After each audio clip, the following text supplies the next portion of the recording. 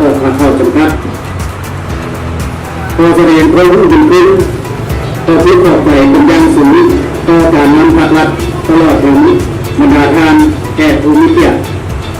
เพื่อสหายทั้งหลายที่ให้การสนับสนุนอุ้มชูบริษัทของข้าพเจ้ามาตลอดข้าพเจ้าขอเชื่อว่าที่มีผลหมายสำคัญก้าวเปิดบริษัทยังจังที่เด็ดแห่งใหม่อย่างเป็นทางการในวินาทีนี้เป็นต้นไปอยากจะเป็นพิเศษต่อไปนี้เก็บงานจะตีวันศิลปศาสตร์ประกอบงานตอนนี้ทางประธานผมเดินทางท่านผู้บริหารกระทรวงศึกษาธิการที่มาเป็นเกียรติ